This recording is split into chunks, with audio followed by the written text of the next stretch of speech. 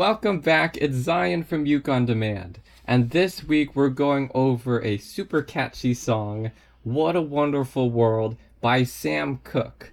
Now, if you're looking for a tutorial on What a Wonderful World by Louis Armstrong, we do have a set of tabs at Uke On Demand of that song, but this tutorial is going to be the Sam Cooke version. And this song has a super fun summertime song. And to begin, we're going to start out in an F chord, and I'll play the first bar that you see on the screens before we get started into the tutorial.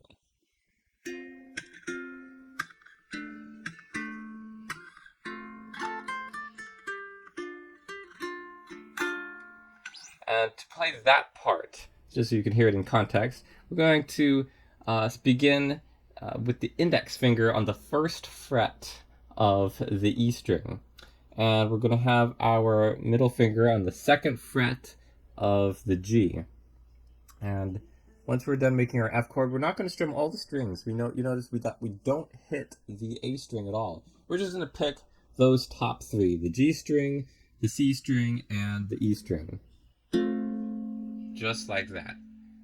And you might have noticed that this is a low G ukulele, and that is necessary for playing this song.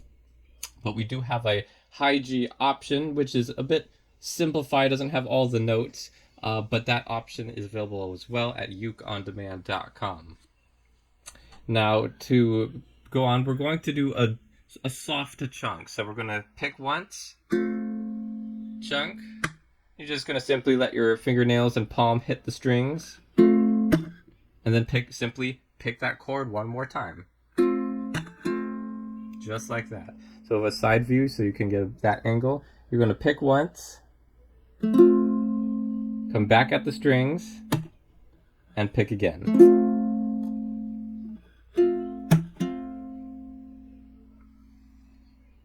That last chord, we're just going to let linger until we need to switch. And from a F chord, we're going to go into a D minor. But we're not going to play the full D minor, so we're just going to actually focus on the top two strings of a D minor chord. And so those top two will be the middle finger on the second fret of the G string, with the ring finger right behind it on the second fret of the C string.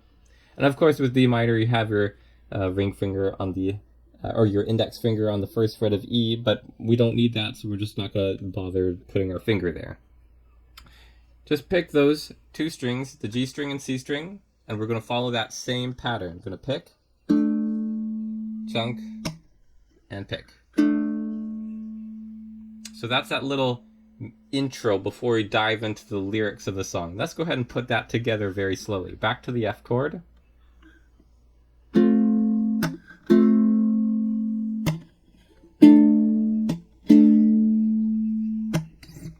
Alright, to go into the lyric section, it'll sound like this. And to do that, we're going to pick an F chord. You notice we haven't started the lyrics just yet. This just helps, these extra notes just sort of help fill in the gap until we get there. And so we're just going to start off by picking that same F chord again, those top three strings. But to now begin playing the lyrics, we're going to strum the entire F chord, including the A string. Once we do that, we're going to pick the third fret of A. You can just drop that ring finger onto the third fret of A right there. Pinky reaches up and plays the fifth fret of A.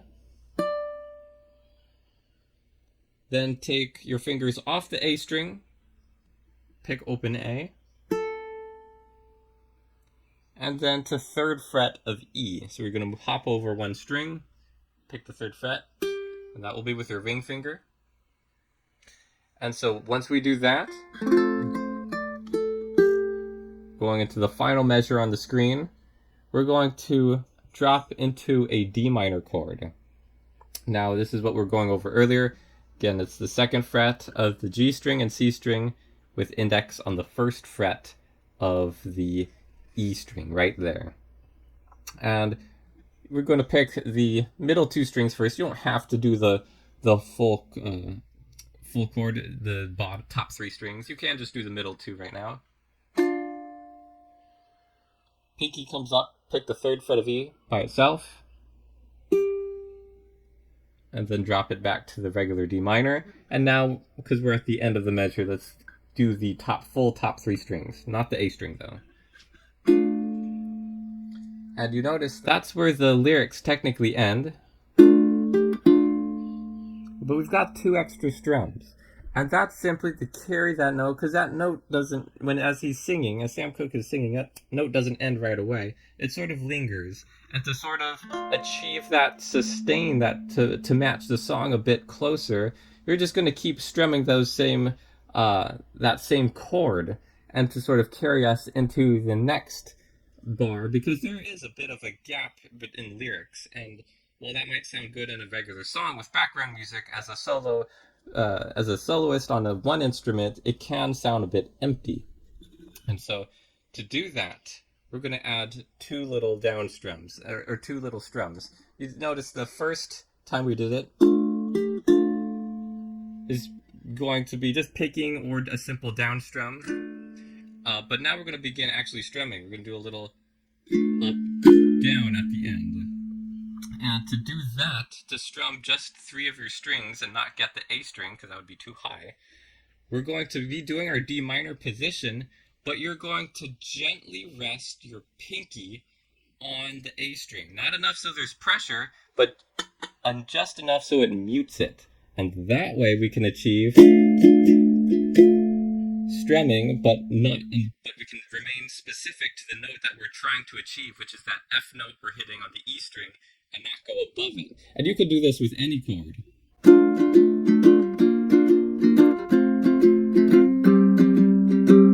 You notice I just played 4 chords, and not once did we hear the A string at all. It's because on each of the chords, the D, the F, the B flat, the C5, I was muting the A string as I was doing the chords. And that's why we can sort of target and pinpoint which notes we want to highlight. And that's just a helpful technique for later on as you're playing other songs at ukeondemand.com. And so to simplify everything we just did, let's try doing it again.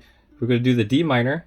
We're going to rest that pinky on. I'll give you a side angle so you can see it's not as much pressure as the others, because we don't want it to accidentally make pressure and then we have an even higher note that we don't want. Just a light tap so it comes out muted. That's how it should sound, so faster you get that. It might feel a little weird at first to have pressure on some fingers and not so much on another. It might sort of feel like you're a beginner ukulele player again, trying to learn how to do chords, and you're not quite getting, not putting enough pressure, so it kind of sounds like a messy chord. But that's exactly what we want, because we're targeting to specific notes to highlight in our strumming. And notes that are too high can sort of distract from that.